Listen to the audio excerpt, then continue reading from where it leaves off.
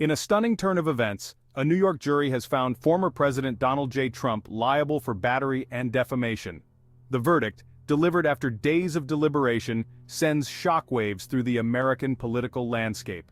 This is the first time in U.S. history that a former president has faced such consequences in a civil trial. The case, brought by writer E. Jean Carroll, has gripped the nation's attention. It has reignited debates about accountability, abuse of power, and the very foundation of American democracy.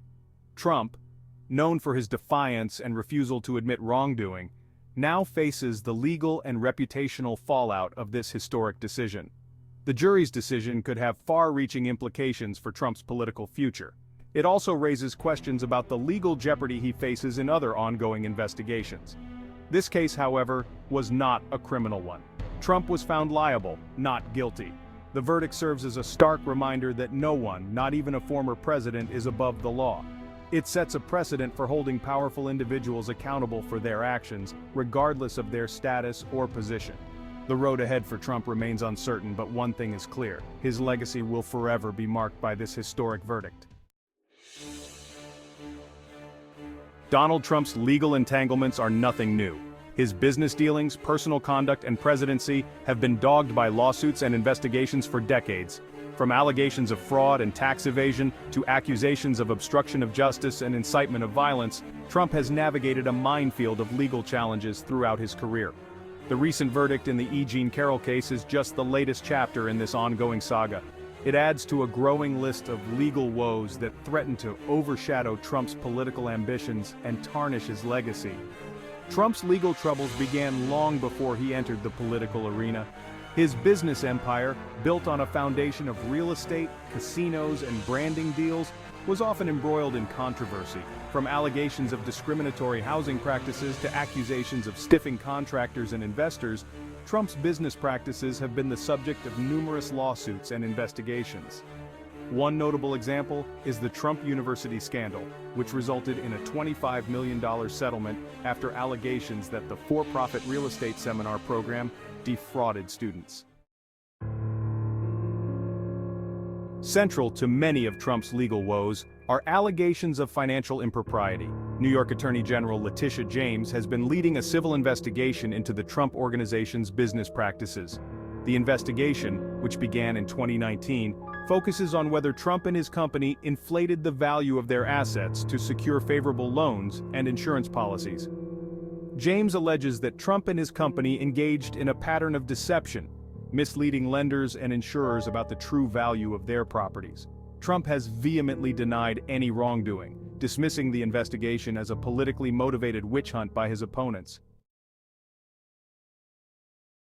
The E. Jean Carroll case captivated the nation's attention as it unfolded in a Manhattan courtroom. Carroll, a longtime advice columnist, accused Trump of raping her in a department store dressing room in the mid-1990s.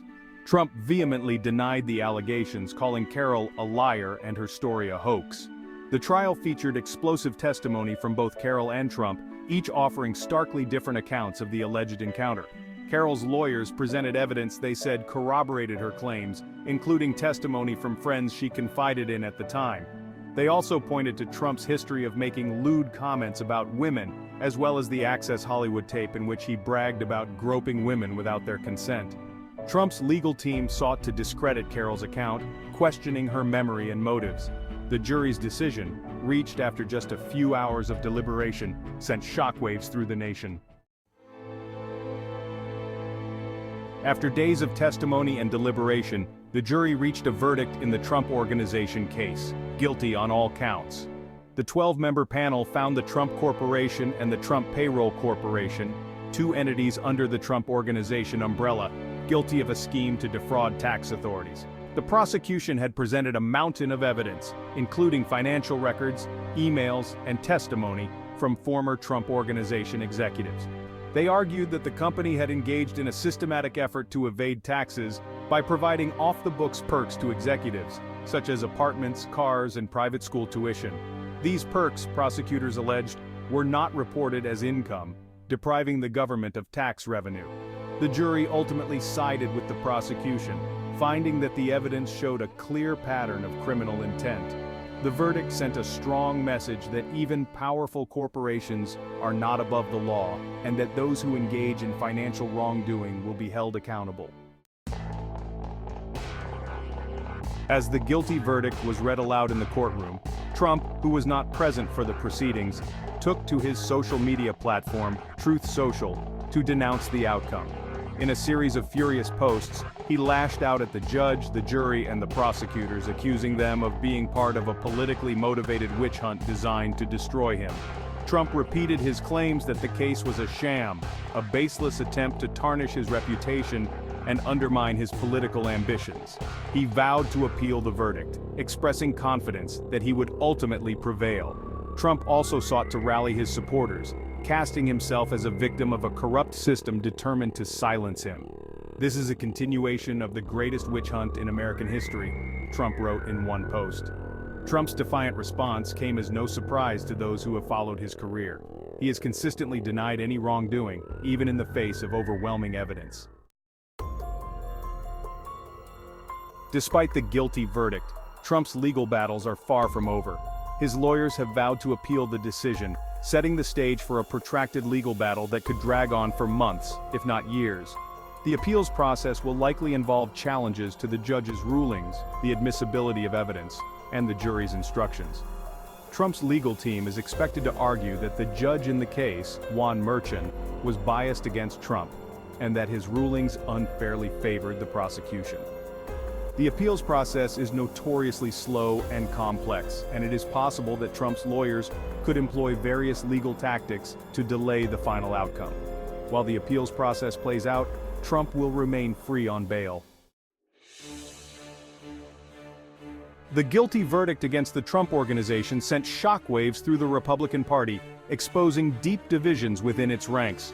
Some Republicans, particularly those who have been critical of Trump, welcomed the verdict as a sign that no one is above the law. They argued that the party needs to move on from Trump and embrace a new generation of leaders. The facts are the facts. The jury has spoken, Representative Adam Kinzinger, Republican of Illinois, said in a statement. However, many Republicans, especially those who remain loyal to Trump, rallied to his defense. They echoed his claims that the verdict was politically motivated and accused Democrats of weaponizing the justice system against their opponents. These Trump loyalists expressed unwavering support for the former president, signaling their belief that he remains a powerful force within the party. This is nothing more than a political witch hunt designed to take down Donald Trump and anyone associated with him, Representative Marjorie Taylor Greene, Republican of Georgia, said in a statement. The verdict and the ensuing reactions highlight the deep divisions within the Republican Party. The party is grappling with its identity in the post-Trump era, torn between those who want to move on from his divisive rhetoric and those who remain fiercely loyal to him. The guilty verdict against the Trump Organization reverberated throughout the nation, eliciting a wide range of reactions that reflected the deep political polarization that has come to define American society. Trump's supporters, many of whom view him as a champion of their values and a bulwark against what they see as an overreaching government, expressed outrage and disbelief at the verdict. They took to social media and the streets, denouncing the outcome as a miscarriage of justice and a politically motivated attack on their chosen leader. "This is a sad day for America," said one Trump supporter at a rally. "They're trying to silence us, but we won't be silenced. We stand with President Trump." On the other side of the divide, Trump's detractors, who have long viewed him as a threat to democracy and the rule of law, expressed a mix of satisfaction and relief at the verdict. They saw it as a long overdue reckoning for a man who they believe has acted with impunity for too long. They also expressed hope that the verdict would serve as a deterrent to future abuses of power and a reaffirmation that no one is above the law. The verdict and the passionate responses it elicited underscored the deep divisions that exist within American society. The guilty verdict against the Trump Organization casts a long shadow over Donald Trump's political future, raising questions about his viability as a candidate in the 2024 presidential election. While Trump has not officially declared his candidacy, he has repeatedly hinted at a possible run, and his grip on the Republican Party base remains strong. However, the verdict, along with his ongoing legal woes, poses a significant challenge to his ambitions. the verdict could damage Trump's standing among independent voters, who are often turned off by scandal and controversy. It could also embolden potential Republican challengers, who may see an opportunity to capitalize on Trump's legal vulnerabilities. Despite the challenges, it would be premature to write off Trump's political career. He has shown a remarkable ability to weather scandals and bounce back from adversity. The coming months will be crucial for Trump as he navigates his legal troubles and weighs his political options.